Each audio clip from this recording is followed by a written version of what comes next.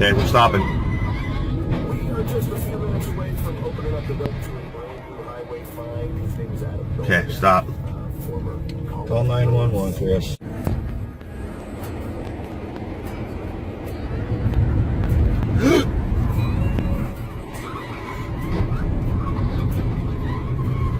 Okay, we're stopping.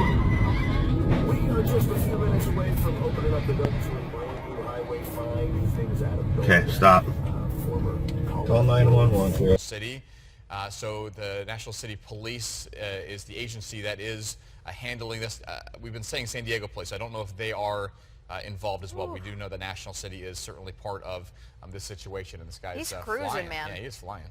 Speed limit there in that area on that street is 55. I'm just guessing, based on watching him from the air here, that he is going significantly faster than 55. But again, it is curious that then he slows down at those upcoming major intersections, which is good, because if you have other drivers who are flying through the intersection going the opposite direction at 55 or 60 miles an hour, you could have a pretty nasty crash. There's Skyfox zooming, giving us a really, really wide picture. You can tell that they are headed farther east as the landscape changes. You see fewer houses.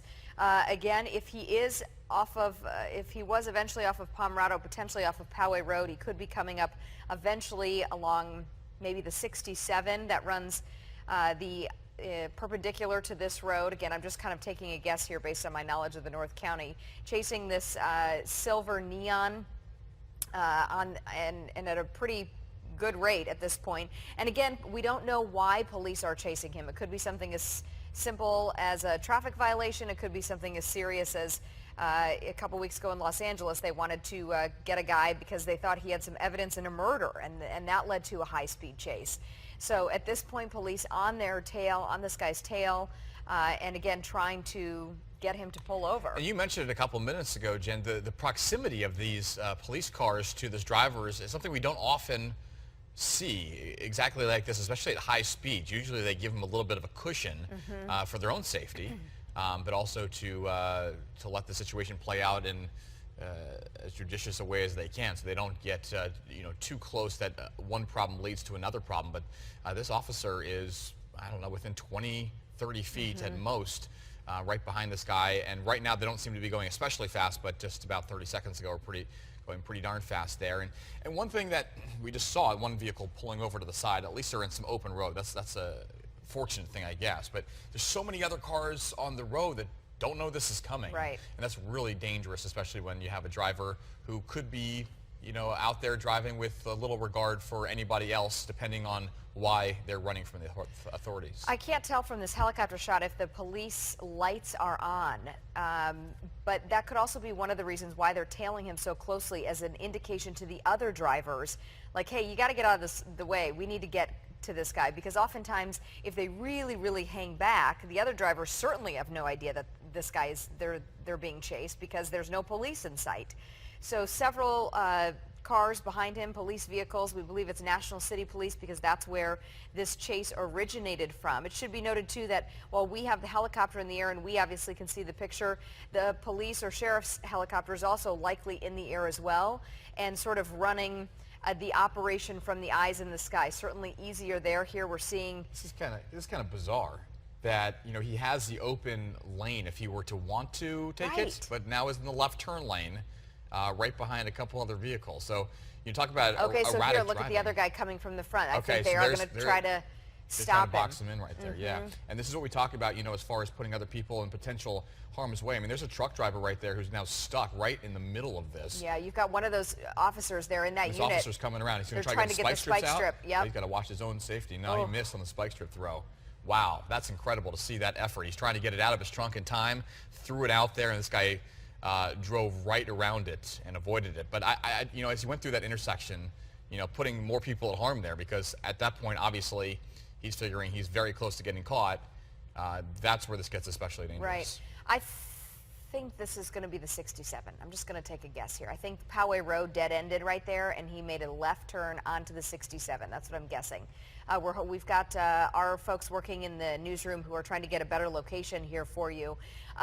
Andrew, it was so, I often wonder, I feel like, I mean, when you're a policeman and you're in the car, I'm sure that time that he stopped at the stoplight goes so quickly. From us seeing it in the air, it's like, why don't you act right now and take a move and do something? Right. But we often forget that they're trying to coordinate from several different angles. And again, we're at the disadvantage of not knowing who is behind the wheel. If they believe this person is armed and dangerous, they certainly don't want to put their other officers' lives at risk by potentially, say, trying to get out of the car. I mean, that officer made a valiant effort at trying to throw the spike strips to bust his tires. But at any point, if this person is considered armed and dangerous, he could pull out a weapon, Yeah. and we could have a very serious situation on our hands. So we do not know why they are chasing him, but we can certainly guess that not only are those units talking amongst themselves and trying to almost anticipate where this guy is going, but also talking to their eyes in the sky to figure out the best action next. Yes, it's worth noting, you know, we always often see how these officers react in situations like this. And, you know, one of the number one things you have to think about is obviously the innocent people standing by who don't even know what's happening, A, but you want to protect them. But B, officers who are out there just doing their job and have families to go home to, I mean, they have to protect themselves too. When you have a driver who might have nothing to lose, you just don't know. It's a lot of unknowns in a situation like this. So they have to put their safety first. They have to put innocent people standing by, their safety first as well. And then, you know, then becomes the effort to try to stop this person. So, you know, it's very interesting to watch how they play in a situation where he comes to a stop or comes to an intersection, and they might be able to box him in. But again, if somebody has nothing to lose, that's not somebody you want to roll the dice with. We just got confirmation this driver is on the 67, headed Scripps Poway Parkway, dead-ended there as I anticipated, and then you could either go right or left. If he had gone to the right, he would have dumped out on the 67 into the lakeside area. He's decided to go left. That's taking him up toward Ramona. I grew up in the Rancho Bernardo area, so I kind of had a feeling of where he was. There's something I want to bring to y'all's attention, and that is this two-lane road. The 67 is known as one of the most dangerous corridors in San Diego County, and you can see why, Andrew, is they are now starting to wind up this sort of semi-inclined mountain here, and it is only a two-lane road going one direction in each way.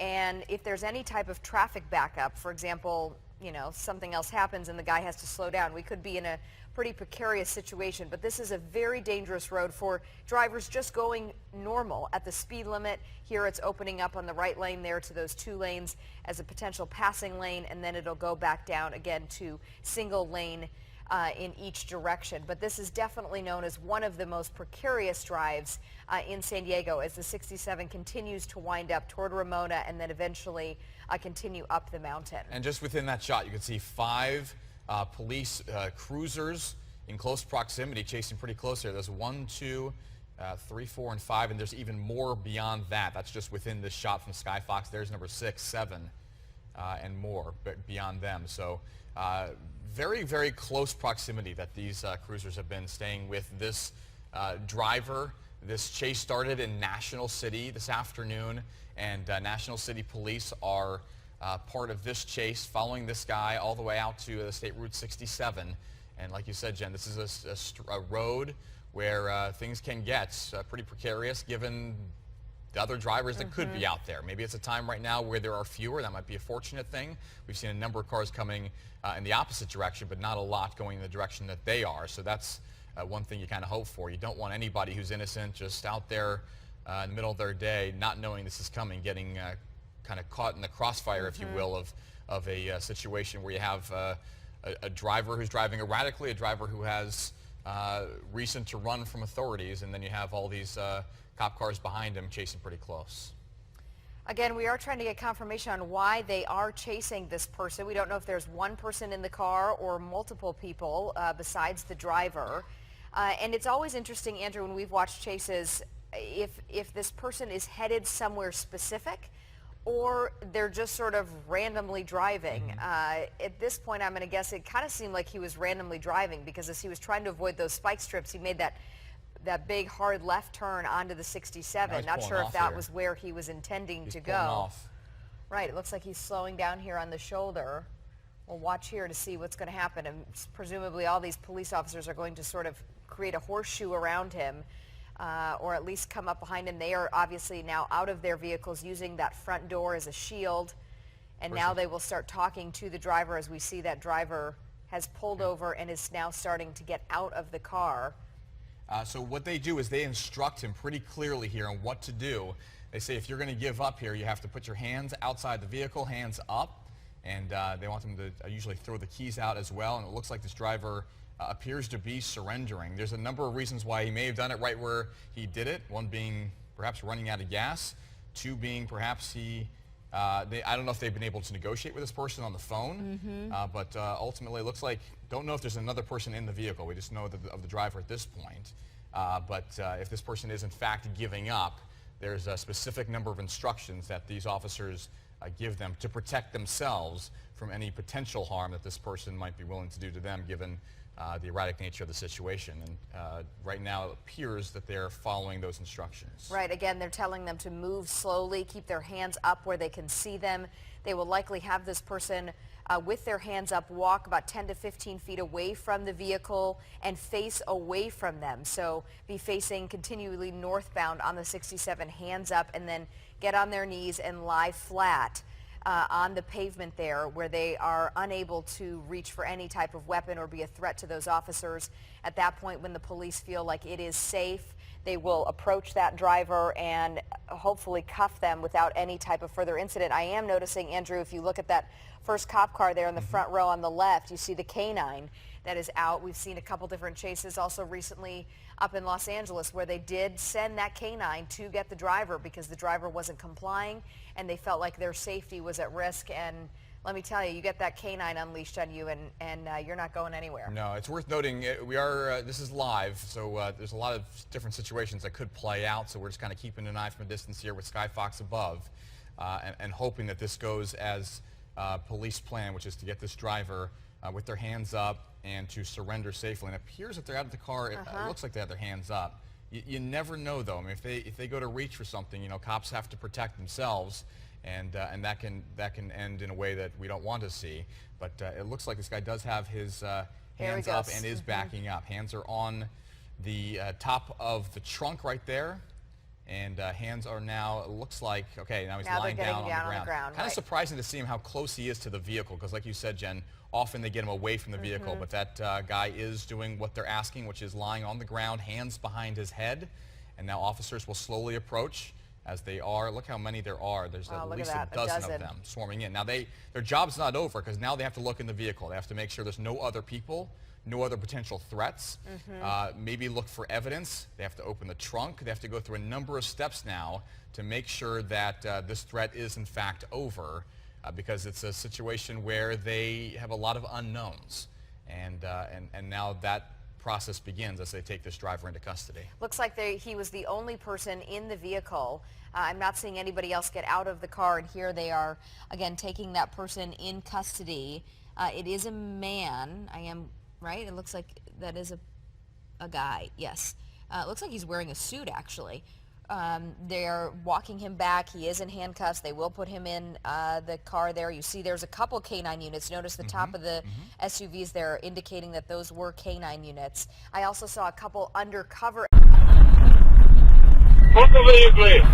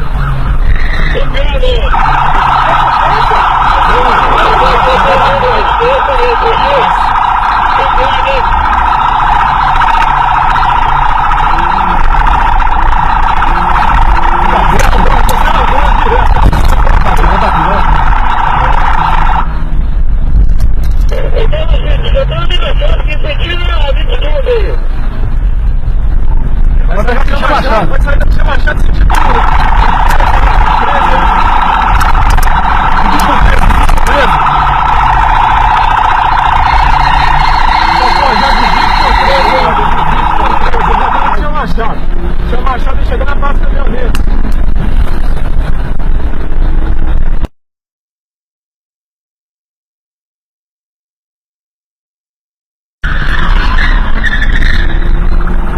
As caminhoneiras aí, hein? Parou no sinal, tá?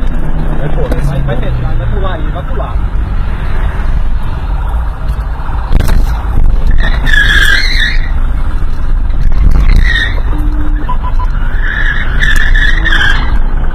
Vai pegar o anel, vai pegar o anel. Voltou pra te chamar a chave, voltou pra te chamar a chave, hein? 13 aí.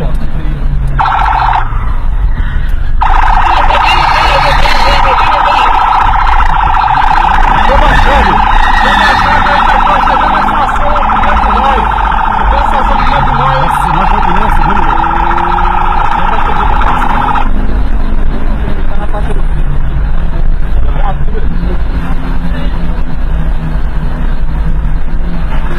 Tá chegando na estação, tá chegando na estação.